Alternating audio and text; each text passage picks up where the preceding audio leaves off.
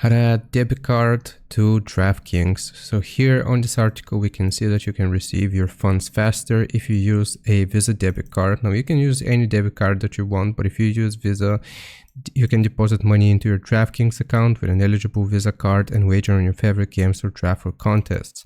Then you can withdraw your winnings back to your card and receive the money in your bank account in minutes.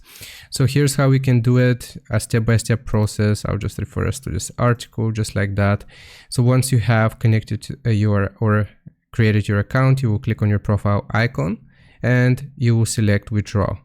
Then you have to type the amount which you want to withdraw to your Visa debit card, and you will click on online banking. Now this is really important. You want to select online banking and then just confirm the withdrawal.